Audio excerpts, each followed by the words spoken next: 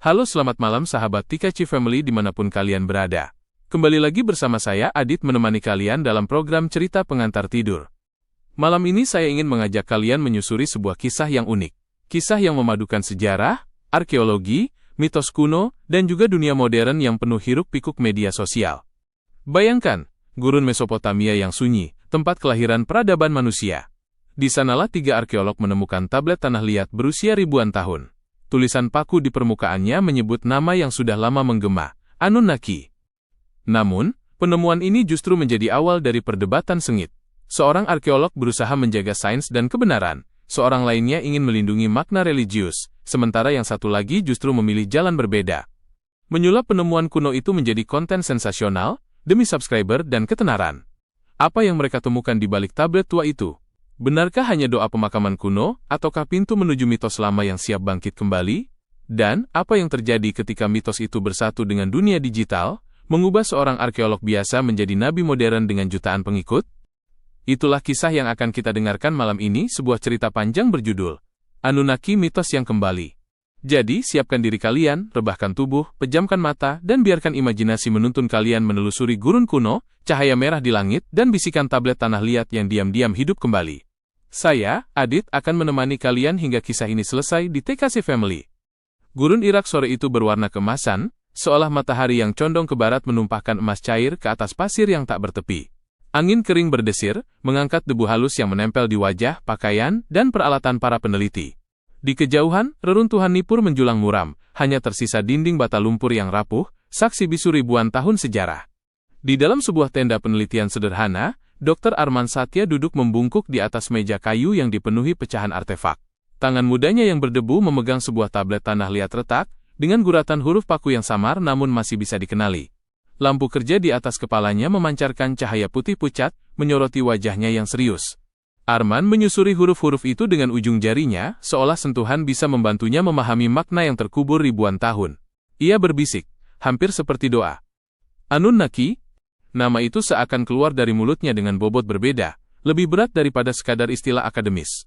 Ia merasa seperti sedang memanggil sesuatu yang jauh lebih tua daripada dirinya, lebih tua daripada sejarah itu sendiri. Arman, suara lembut memecah keheningan. Dr. Laila Hamdani, arkeolog senior dengan sorot mata tajam namun teduh, berdiri di sebelahnya. Ia menaruh secangkir teh hangat di atas meja. Kau lagi-lagi lupa waktu. Sejak pagi kau belum beranjak dari kursi itu. Arman tersenyum tipis tanpa menoleh. Kau lihat ini Laila? Teksnya menyebut Anunnaki. Mereka digambarkan menetapkan nasib manusia. Sama persis dengan deskripsi dalam teks-teks Sumeria yang pernah kuteliti. Laila menyesap tehnya pelan, lalu duduk di kursi seberang. Ya, aku lihat. Tapi kau harus ingat, ini doa Arman. Konteksnya religius. Jangan tergesa-gesa menghubungkan dengan sesuatu yang lebih besar dari yang seharusnya. Arman menutup matanya sebentar mengatur napas. Ia tahu Laila benar, tapi ada sesuatu dalam guratan itu yang terasa berbeda. Seolah tablet itu menyimpan rahasia yang belum terucapkan. Tiba-tiba, suara riang memecah keheningan. Tirai tenda tersibak kasar, dan masuklah Dr. Dimas Rahadian. Berjaket lapangan rapi, kamera digital menggantung di lehernya, ponsel sudah menyala dengan aplikasi perekam terbuka.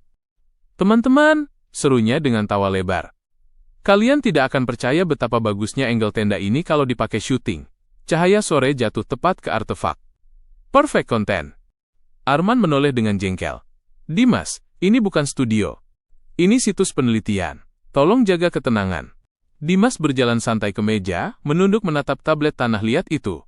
Matanya berbinar, bukan karena rasa hormat, melainkan karena ide yang melintas.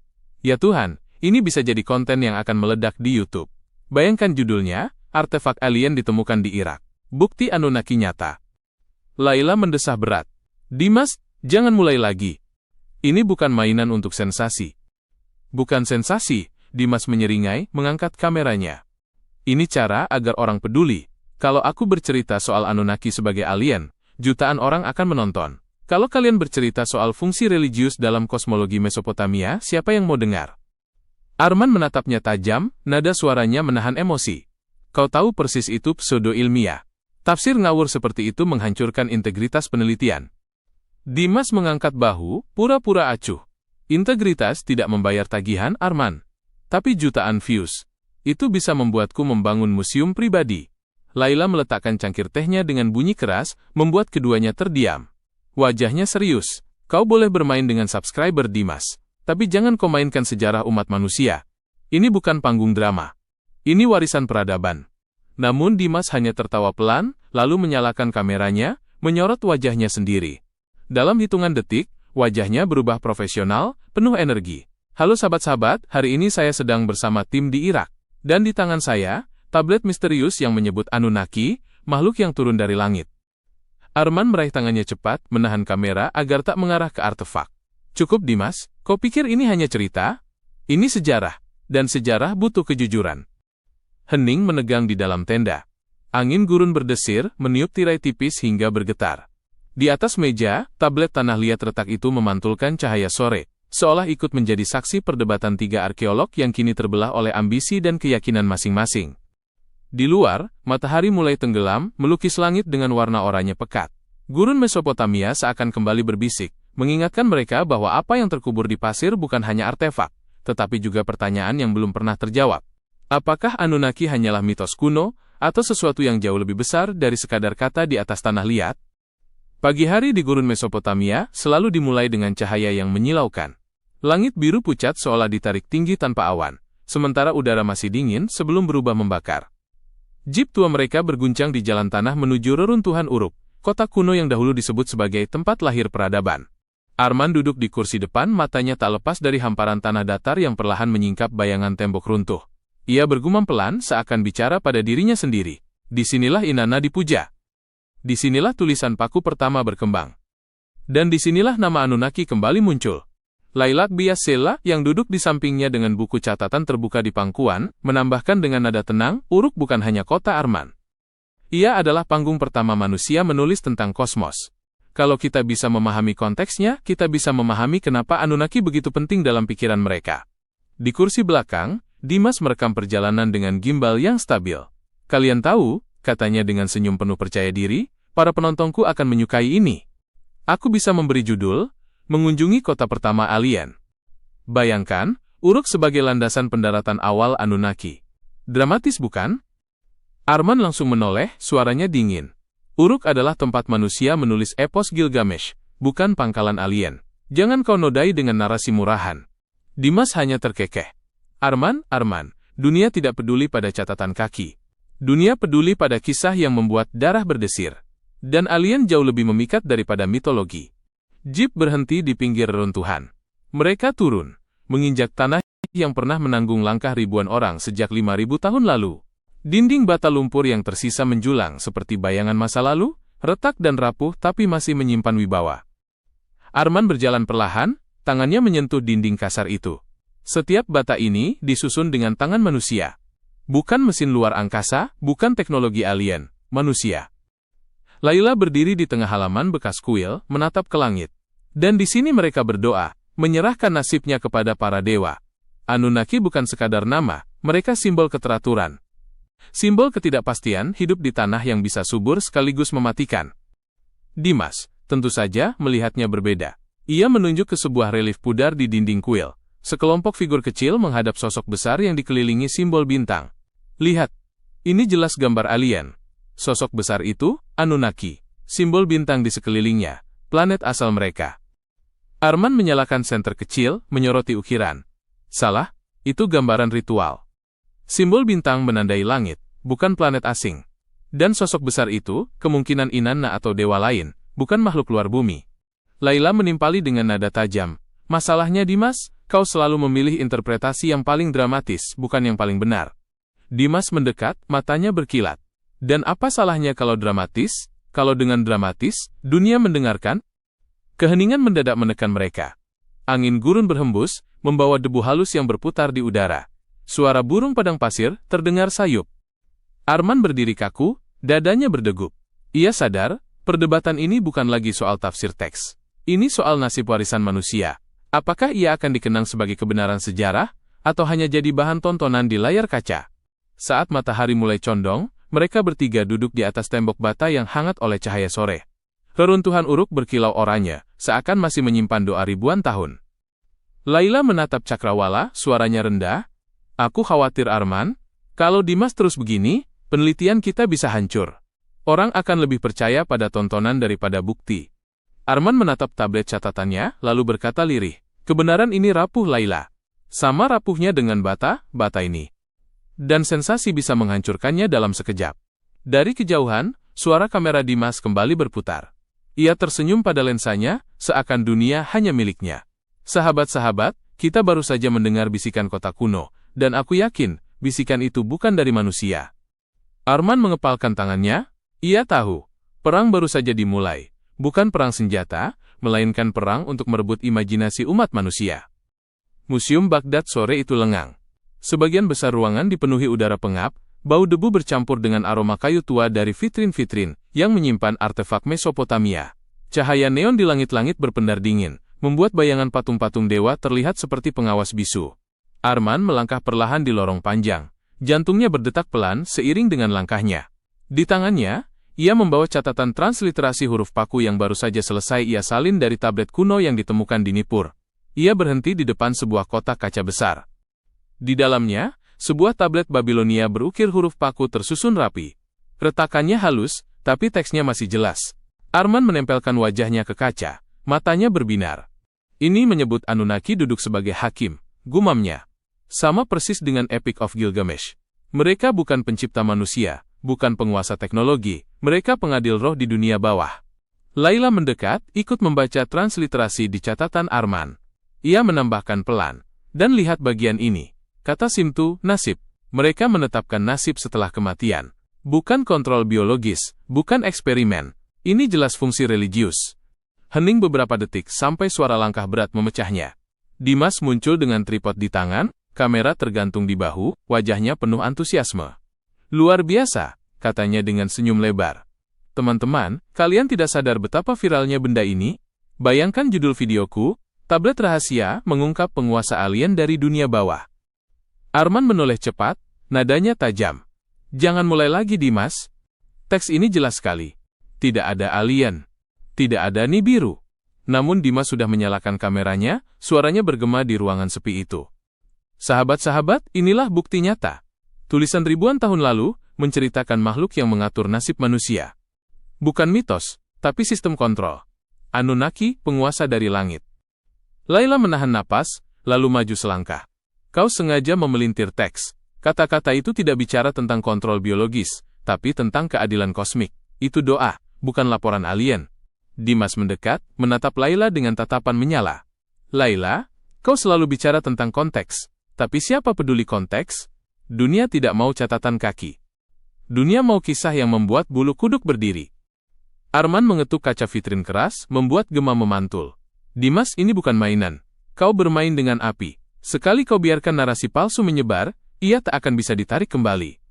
Ketegangan memuncak. Udara dalam ruangan terasa lebih berat. Lalu sesuatu terjadi. Lampu neon di langit-langit berkedip 2 kali, lalu meredup. Hembusan angin dingin merayap dari ventilasi tua. Dan, tablet di dalam vitrin bergetar halus, menimbulkan suara kering lirih. Huruf-huruf Paku di permukaannya tampak berkilau samar, seolah memantulkan cahaya yang tak berasal dari lampu. Ya Tuhan? Laila menutup mulutnya, matanya melebar. Arman, kau lihat itu? Arman membeku, matanya terpaku pada tablet. Mustahil tidak ada penjelasan ilmiah untuk. Namun sebelum ia sempat menyelesaikan kalimatnya, Dimas sudah mengangkat kameranya lebih tinggi, wajahnya dipenuhi ekstasi. Inilah buktinya. Anunnaki ingin bicara. Dan aku akan jadi orang pertama yang menyiarkannya pada dunia. Arman cepat-cepat meraih tangannya, menahan kamera agar tak mendekat. Jangan. Kita harus teliti dulu. Kalau ini fenomena teknis, kita butuh penjelasan. Kalau lebih dari itu, ia menelan ludah, kita bahkan belum siap. Ruangan menjadi hening kembali. Tablet berhenti bergetar, cahayanya padam, menyisakan hanya retakan tanah liat yang rapuh. 3 arkeolog itu saling berpandangan, wajah mereka diliputi campuran rasa takut, kagum, dan kebingungan. Untuk pertama kalinya, batas antara teks kuno dan kenyataan seolah runtuh. Dan Museum Baghdad, dengan segala keheningannya, menjadi panggung pertama di mana mitos lama itu berusaha bangkit. Malam merayap cepat di Baghdad. Di ruang arsip bawah tanah museum, hanya ada cahaya lampu meja yang redup, memantulkan warna kuning di dinding beton yang dingin. 3 arkeolog itu duduk melingkari meja kayu, dengan tablet kuno terletak di tengah, seperti pusat gravitasi yang menarik segalanya. Arman menatap catatan yang baru ia terjemahkan. Suaranya lirih, namun jelas. Ini bagian dari Enuma Elish. Anunnaki disebut mendukung Marduk setelah ia mengalahkan Tiamat. Mereka bukan penguasa teknologi, mereka adalah dewa yang menegakkan hukum kosmik. Layla menyusul dengan suara tenang, meski matanya lelah. Dan dalam Atrahasis, penciptaan manusia dijelaskan sebagai keputusan religius, solusi untuk menjaga keseimbangan antara dewa dan dunia. Bukan eksperimen alien. Semua konsisten. Namun Dimas yang bersandar dengan senyum penuh kemenangan meletakkan sebuah buku di atas meja. The 12 TH Planet karya Zechariah Sitchin. Ia mengetuk sampulnya dengan ujung jarinya. Kalian terlalu buta oleh teks. Sitchin menafsirkan Anunnaki sebagai mereka yang turun dari langit. Bukankah itu masuk akal? Nama saja sudah jadi petunjuk. Dan lihat, orbit 3600 tahun. Nibiru akan kembali. Arman menggeleng cepat. Itu manipulasi linguistik. Anunnaki berarti keturunan Anu di bumi. Tidak ada satupun teks Mesopotamia yang menyebut planet asing. Nibiru dalam teks kuno hanyalah nama gelar Marduk atau titik astronomis, bukan planet rahasia. Dimas maju ke depan, wajahnya mendekati Arman. Itu menurutmu Arman. Tapi dunia luar sana, mereka lapar akan kisah besar. Kau bisa menyembunyikan di balik jurnal yang berdebu, tapi aku bisa membuat jutaan orang percaya. Percaya pada kebohongan. Layla memotong, nadanya dingin. Itu bukan ilmu Dimas, itu propaganda. Seketika, lampu meja berkedip, lalu meredup. Hembusan udara dingin menerobos dari ventilasi tua. Tablet di tengah meja bergetar lagi, kali ini lebih kuat. Retakannya memancarkan cahaya samar kemerahan, seolah ada bara yang lama terpendam di dalamnya. Semua terdiam. Layla berdiri kaku, suaranya bergetar. Arman itu bukan ilusi. Aku benar-benar melihatnya. Arman menahan napas, tubuhnya tegang. Ini tidak mungkin. Tanah liat tidak bisa bersinar sendiri. Tidak ada reaksi kimia yang menjelaskan ini. Namun Dimas, alih-alih takut, wajahnya dipenuhi ekstasi. Ia mengangkat kameranya, matanya berbinar. Inilah dia. Mereka ingin bicara. Dunia harus tahu bahwa aku benar selama ini. Arman bangkit cepat, meraih tangan Dimas dan menahan kamera. Jangan, kita bahkan tidak tahu apa yang kita hadapi. Kalau ini hanya fenomena aneh, kita harus memahaminya dulu. Kalau lebih dari itu, suaranya merendah. Kita mungkin membuka pintu yang tidak bisa ditutup lagi. Layla menatap tablet dengan wajah pucat. Cahaya merah itu meredup perlahan, lalu padam, menyisakan retakan gelap yang sama seperti sebelumnya. Ruangan tenggelam dalam hening panjang.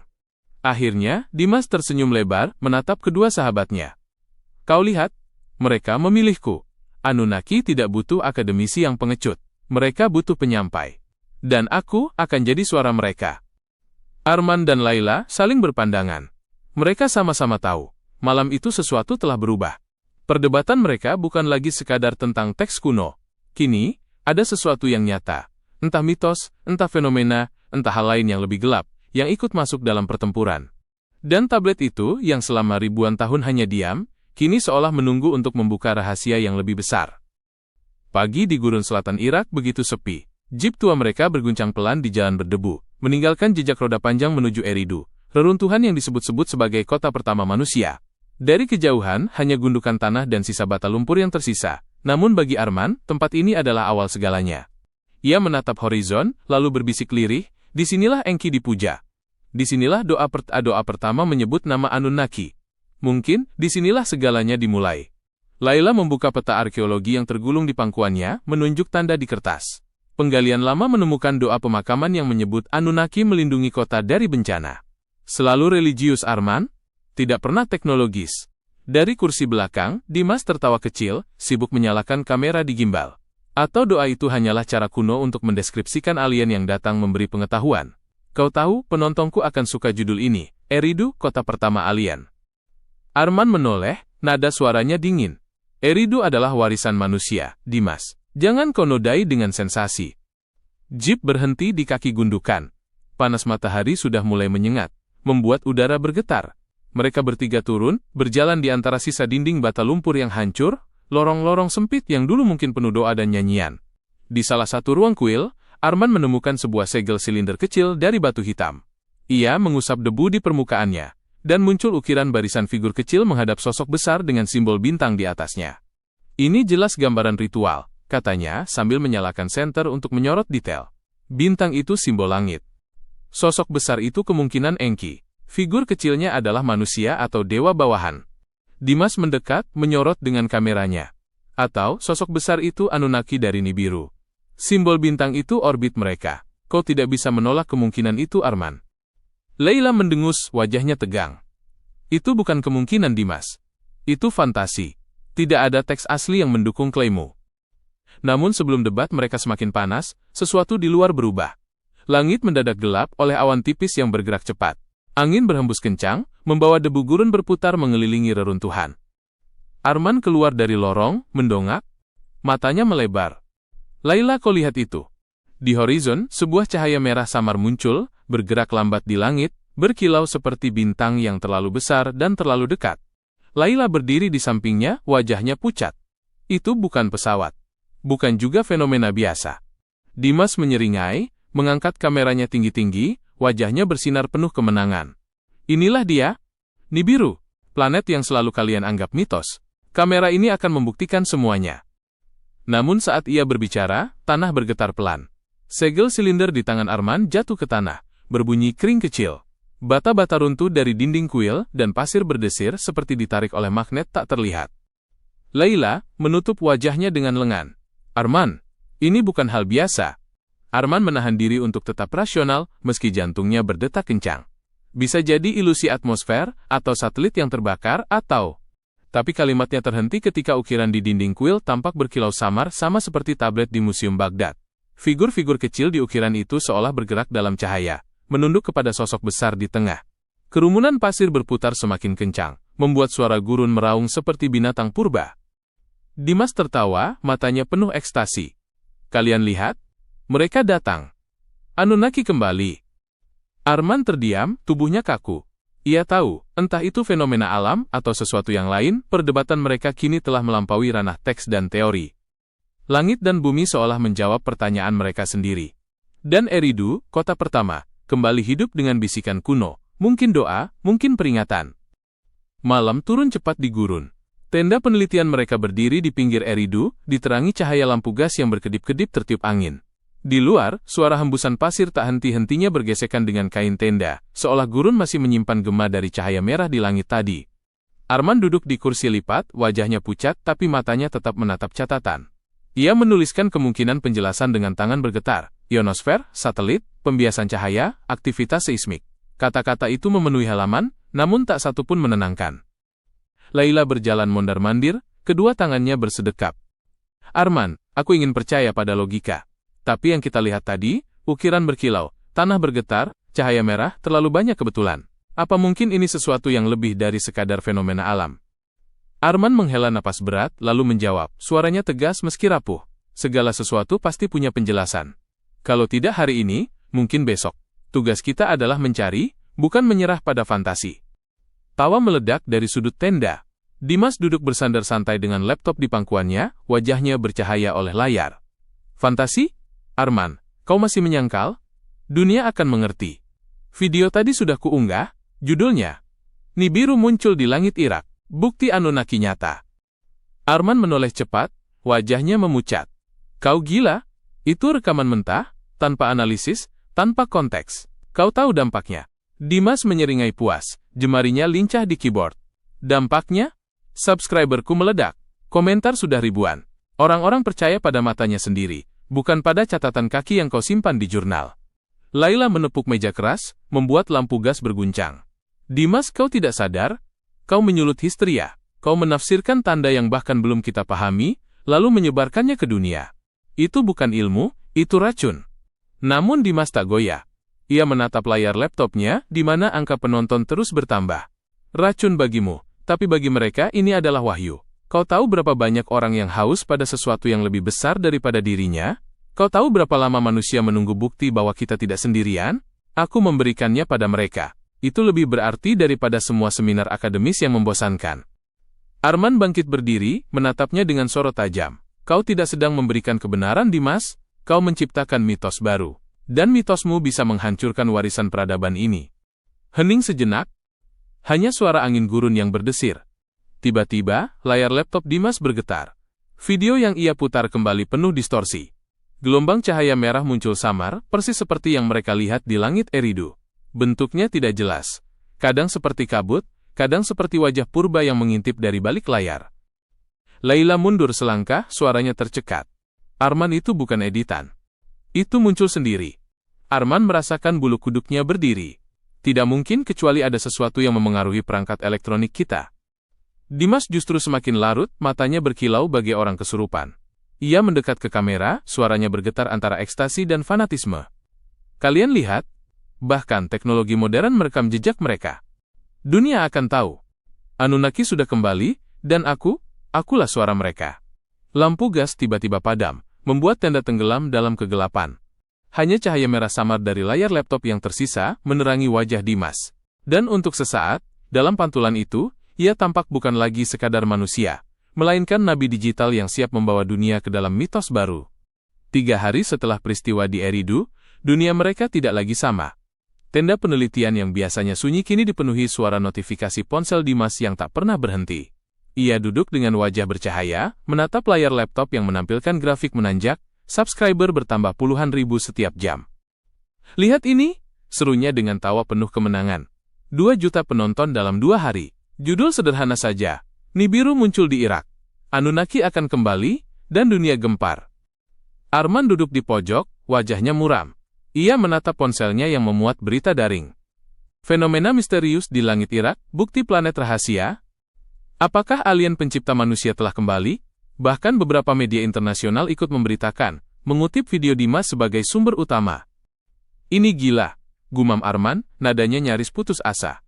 Teks kuno yang penuh nuansa direduksi jadi tontonan murahan. Orang tidak peduli pada konteks, hanya pada sensasi. Laila berdiri di sampingnya, memperlihatkan layar ponselnya yang penuh komentar. Suaranya getir.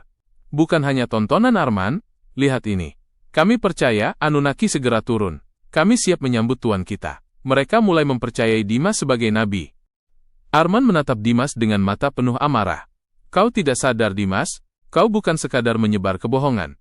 Kau membangun kultus. Dan itu berbahaya. Namun Dimas hanya tersenyum, memutar kursinya agar bisa menatap mereka berdua. Berbahaya? Tidak Arman. Ini kekuatan. Untuk pertama kalinya, orang merasa terhubung dengan sesuatu yang lebih besar dari dirinya. Bukankah itu inti dari mitos sejak awal? Aku hanya melanjutkan warisan itu. Laila menatapnya dengan getir. Tapi kau melanjutkan dengan cara yang salah. Kau menjual ketakutan bukan pengetahuan. Kau menciptakan api yang bisa membakar siapapun yang percaya. Di luar tenda, angin gurun menggerakkan kain dengan suara flap-flap-flap, seolah menambah irama percakapan mereka. Arman menatap langit malam melalui celah tenda, penuh bintang. Suaranya lirih.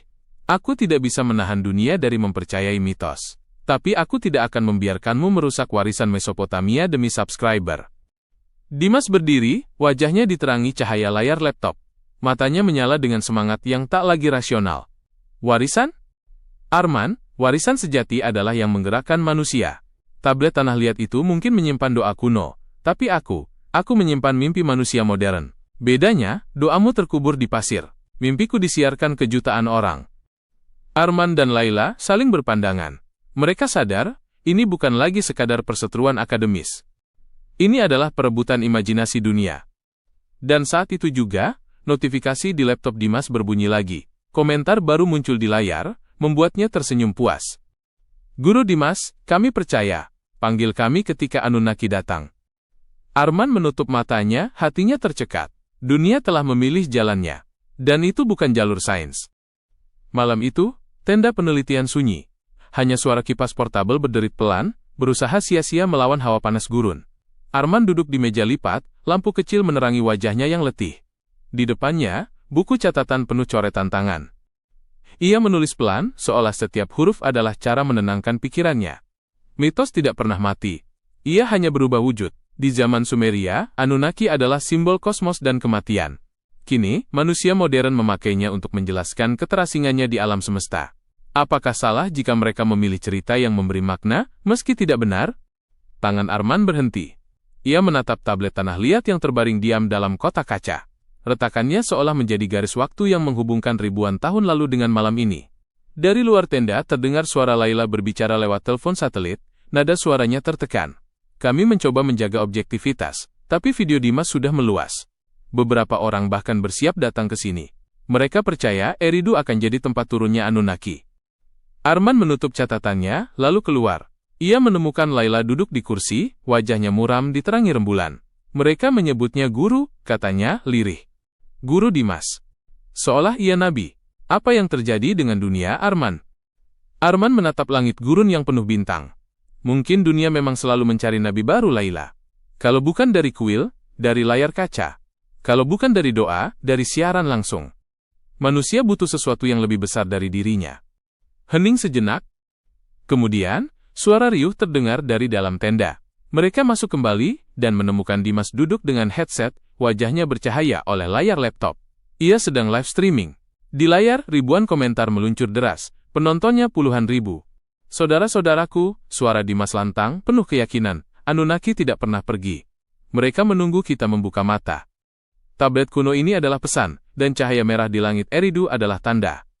Aku adalah saksi, dan kalian-kalian semua adalah umat yang dipilih. Komentar memenuhi layar. Kami percaya Guru Dimas. Anunnaki akan datang kembali. Bimbing kami Guru. Arman berdiri di pintu tenda, tubuhnya kaku. Ia berbisik pada dirinya sendiri, ia bukan arkeolog lagi. Ia nabi-nabi digital. Laila menatap Dimas dengan mata penuh campuran marah dan takut. Kalau ini terus berlanjut Arman, tidak akan ada yang mendengar kita. Sains akan tenggelam di lautan mitos baru. Arman menatap layar laptop yang memantulkan cahaya merah samar. Bibirnya bergetar saat berkata lirih. Mungkin, Laila memang begitu nasibnya. Sains mencari kebenaran. Tapi mitos memberi makna. Dan manusia lebih memilih makna. Tenda itu bergetar pelan diterpa angin malam. Di luar, gurun sunyi. Tapi di dunia maya, ribuan orang bersorak, menyerahkan imajinasinya kepada seorang pria yang baru saja menjelma menjadi nabi zaman modern. Dan tablet kuno di kotak kaca tetap berdiam diri, seolah menunggu, sambil menyaksikan bagaimana mitosnya lahir kembali dalam bentuk yang berbeda. Fajar gurun merekah dengan cahaya pucat, tapi bukannya membawa ketenangan, justru menyingkap badai yang akan datang. Dari kejauhan, deru kendaraan terdengar semakin dekat. Puluhan jeep, truk, bahkan bus sewaan berhenti di sekitar gundukan Eridu. Ratusan orang berhamburan keluar, sebagian membawa kamera, sebagian lainnya mengangkat spanduk bertuliskan. Sambut Anunnaki, penyelamat dunia. Guru Dimas, utusan Nibiru. Arman dan Laila berdiri di depan tenda penelitian, wajah mereka pucat. Ya Tuhan, Laila berbisik. Mereka benar-benar datang. Orang-orang dari berbagai negara, mereka datang hanya karena video. Kerumunan berdesakan di sekitar reruntuhan, suaranya seperti ombak yang menghantam karang. Dimas berdiri di atas batu besar, wajahnya dipenuhi cahaya ekstasi. Kamera live stream mengarah padanya dan ribuan penonton daring menyaksikan. Saudaraku, seru Dimas, suaranya lantang. Hari ini kita menyaksikan kebangkitan. Anunnaki akan kembali, dan kitalah umat yang dipilih. Sorak-sorai membahana, beberapa orang bersujud, yang lain mengangkat tangan ke langit, menanti sesuatu yang lebih besar dari diri mereka. Arman maju, menahan amarah. Dimas, hentikan ini. Kau tidak tahu apa yang kau mainkan. Tablet itu hanyalah doa kuno. Tidak ada alien, tidak ada planet tersembunyi. Namun Dimas menatapnya, dengan mata menyala penuh fanatisme. Kau salah Arman. Kau pengecut yang bersembunyi di balik teori. Aku membuka pintu. Dan hari ini, Anunnaki akan membuktikan siapa yang benar. Seolah langit menjawab kata-katanya, awan hitam tiba-tiba menggumpal di horizon. Angin berembus kencang, membawa debu yang berputar-putar. Dari balik awan, cahaya merah muncul lagi, lebih terang, lebih dekat. Kerumunan histeris. Ada yang menangis, ada yang berteriak, ada pula yang jatuh bersujud.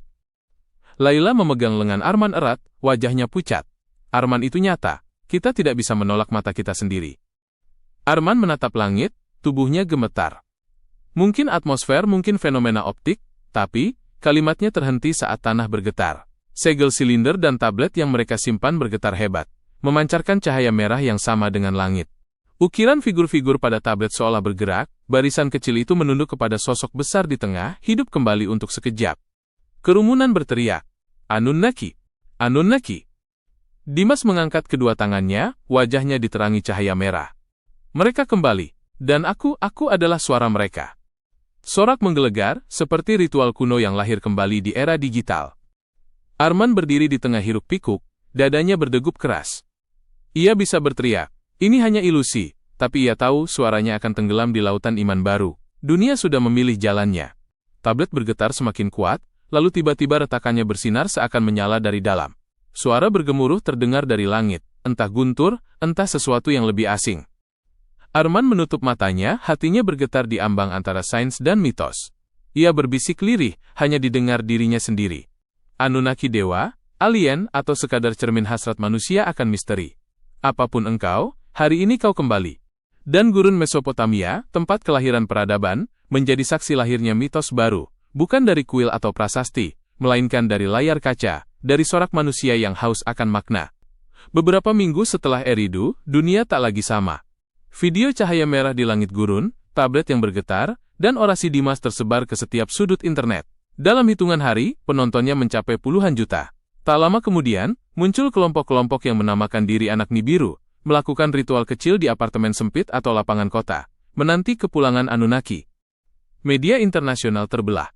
Ada yang menyebutnya kebohongan terbesar abad ini, ada pula yang menulisnya sebagai fenomena kosmik yang tak terjelaskan. Bahkan beberapa stasiun berita besar dengan gamblang menampilkan wajah Dimas, memanggilnya Nabi Anunnaki. Pemerintah Irak memperketat akses ke situs-situs arkeologi. Tentara ditempatkan di sekitar Nippur dan Eridu dengan alasan keamanan, tapi justru tindakan itu dianggap konfirmasi bahwa ada sesuatu yang sedang ditutupi. Teori konspirasi menyebar lebih cepat daripada klarifikasi. Di sisi lain, laporan akademis Arman dan Laila diterbitkan dalam jurnal ilmiah, penuh transliterasi huruf paku, rujukan teks, dan analisis kontekstual. Namun laporan itu hanya dibaca oleh segelintir akademisi. Dunia lebih sibuk menonton siaran ulang live stream Dimas, yang dipenuhi sorakan massa di gurun dan cahaya merah misterius di langit. Arman duduk di kamarnya di Baghdad, menatap buku catatannya yang lusuh. Ia menulis pelan. Mitos dan sains selalu berjalan berdampingan. Sains mencari kebenaran, mitos memberi makna. Tapi ketika manusia dihadapkan pada pilihan, mereka lebih sering memilih makna, meski rapuh daripada kebenaran yang sunyi. Ia berhenti menulis, lalu menatap tablet tanah liat yang kini disimpan dengan hati-hati di kotak kaca. Retakannya diam, guratannya tetap membisu. Tak ada cahaya merah, tak ada getaran. Hanya tanah liat tua, ribuan tahun usianya, menunggu untuk dibaca oleh siapa saja yang mencari. Namun di dalam hati Arman, ia mendengar gema samar, entah dari masa lalu, entah dari imajinasinya sendiri. Kami adalah cermin. Kau yang menentukan apa yang ingin kau lihat. Malam Baghdad sunyi. Langit penuh bintang, tanpa cahaya merah, tanpa tanda keanehan. Namun bagi jutaan orang yang percaya pada Dimas, Anunnaki sudah kembali. Dan mungkin, bagi umat manusia yang selalu haus akan misteri, itu sudah lebih dari cukup. Sahabat TKC Family, itulah akhir dari kisah kita malam ini. Anunnaki, mitos yang kembali. Dari tablet tanah liat yang berdebu, dari doa-doa kuno yang terukir ribuan tahun lalu, hingga suara lantang yang menggema di dunia digital, kita belajar satu hal sederhana, bahwa manusia selalu mencari makna. Kadang makna itu ditemukan dalam ilmu pengetahuan, kadang dalam mitos, kadang pula dalam cerita yang kita pilih untuk percaya. Dan mungkin pada akhirnya bukan soal benar atau salah, tapi soal apa yang mampu menemani kita melewati sunyi kehidupan. Jadi sebelum kalian memejamkan mata malam ini, coba renungkan. Apakah mitos hanyalah dongeng masa lalu? Atau justru cermin yang memperlihatkan apa yang kita rindukan sebagai manusia? Saya, Hadid, pamit undur diri. Terima kasih sudah mendengarkan cerita pengantar tidur di channel TKC Family. Semoga malam ini kalian beristirahat dengan tenang, bermimpi indah, dan esok pagi bangun dengan semangat baru. Sampai jumpa di cerita berikutnya. Selamat malam dan selamat bermimpi.